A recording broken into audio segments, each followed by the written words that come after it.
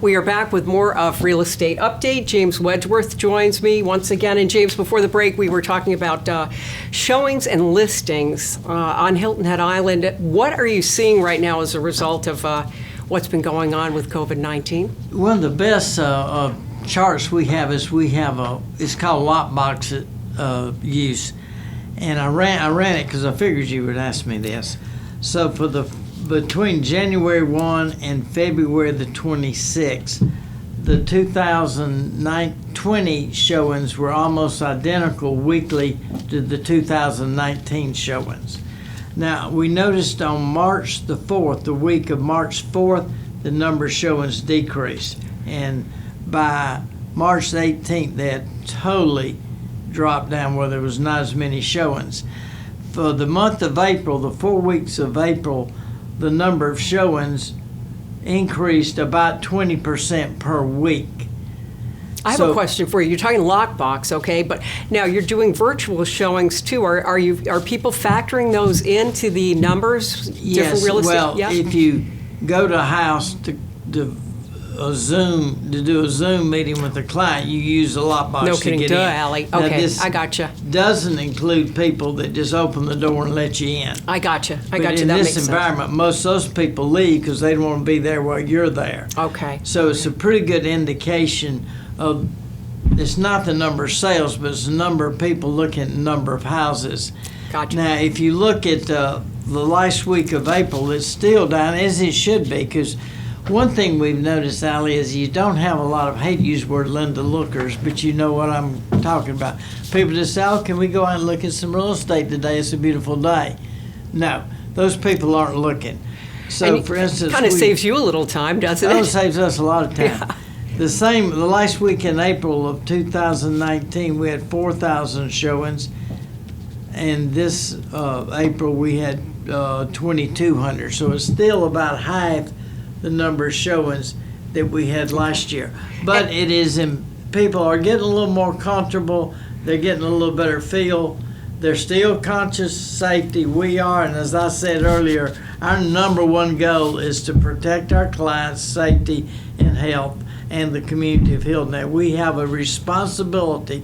We owe to this community that responsibility, and I take it very seriously. Well, I know you do, because you arrived with your gloves on and your mask in the studio, and luckily HHI has it set up. You're more than 6 feet away from me. We have different cameras going. This. Even though you keep looking at me, I feel like you're in Long Cove. Anyway, so no, I do believe in that, and it's so important. Now, what about listings? You're talking about showings. Are our listings down or up? Of course, listings was down, and they should be, because there are a lot of people, especially elderly people, that are saying, I'm not willing to have people in my house. But we, for instance, the last week in April last year, there were like 175 new listings, and this year it's about 120. So we have seen a decrease in number of people putting their homes on the market, and we expect that because they're not willing to take the risk. But you got to realize that some people have to sell. We're here for the people. Right. I mean, as you say, if they've already bought a home up in the mountains or back home with their grandkids in, Connecticut or Maryland or Pennsylvania, they need to get their house on the market. I anticipate that number will continue to decrease to the point that we feel a little more comfortable and the people a little more feel safe, and then I think you'll see a spike in listings, because there are a lot of people that are ready to sell. They just don't want to do it right now. So, but I've got all the numbers. I've got under contracts, new listings, solds, showings, and definitely there's a decrease in listings. That doesn't surprise you, I'm sure. But what about prices? I mean, I happen to just go online sometimes and look at Zillow or Trulia or whatever, and you see once in a while, price reduced. I'm not seeing that many, but are you seeing a decrease in the listing prices, or people that are already on the market dropping the prices yet? Some of that, but let me tell you, my opinion is, people ask me that probably a dozen times a day, okay? I'm telling people that I don't predict wild swings either up or down in price, and here's what I'm basing that on. One bad thing and one good thing, and hopefully they will equalize.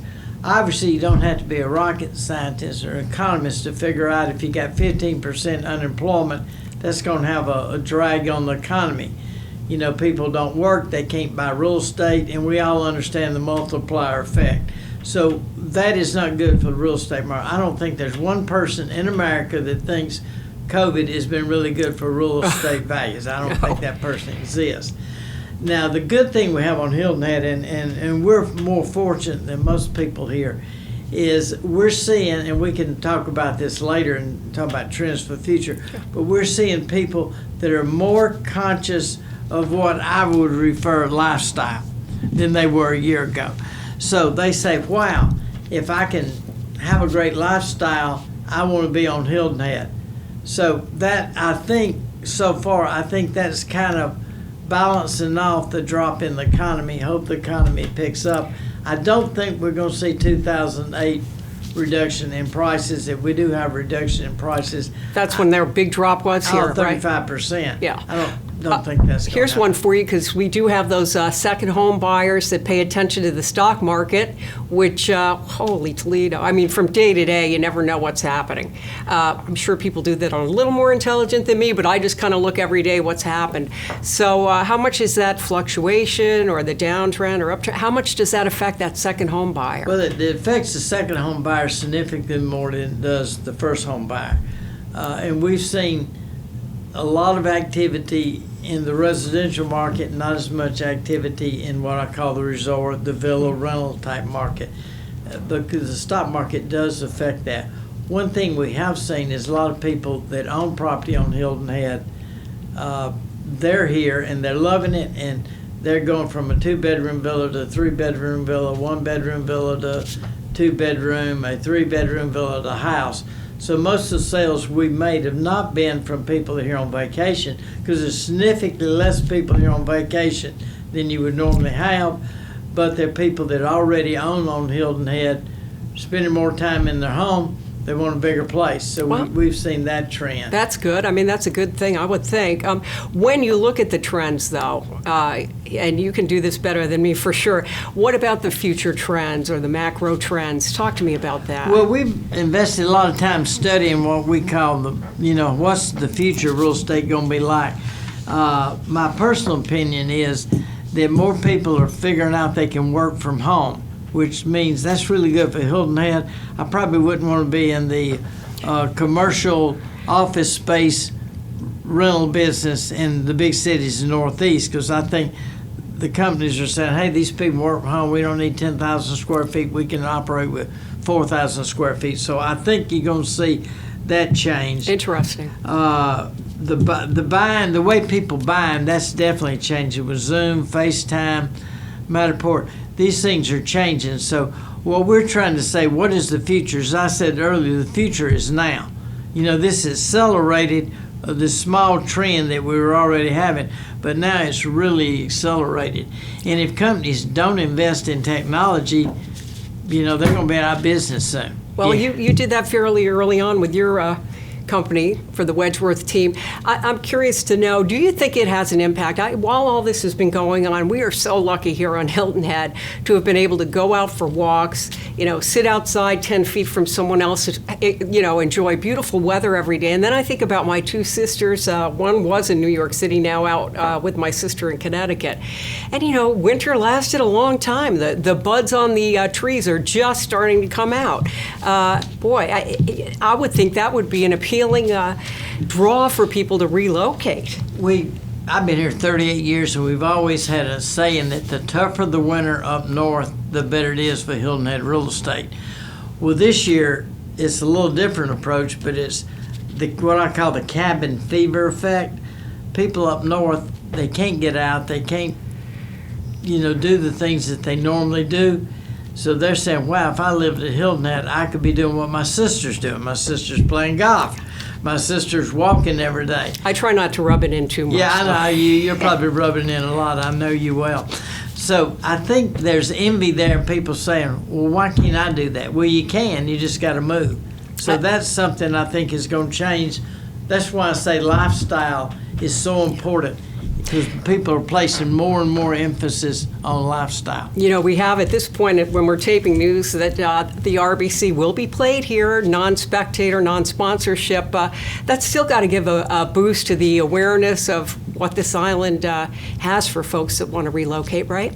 I've always said that the and you and I have discussed this before, but the golf tournament, the RBC, is such good public relations for Hilton Head, because people watch it on television, they say, wow, I can't believe people are lucky enough to get to live there. And the photography work and the film work they do is just off the charts. I, a lot of times, will tape the program. In the past, I've been there every day watching it. When I go home, I tape it, and I just want to see how they present it. So that having the RBC is good for long term. It's going to give us more buyers when it's safe for them to come. And I tell everybody, we're going to be ready when it's safe. We're not going to do anything that's safe. But if we had to pay, if the Chamber of Commerce had to pay for the advertising they receive from the RBC, they couldn't do it. Right. It'd be too expensive. Well, James Wedgeworth, we're out of time. As always, it's great to talk. I wish we had more time. We got so much to talk about. Well, we'll get back together again real soon, okay? And we want to thank you for watching. I'm Allie McNair. Take care.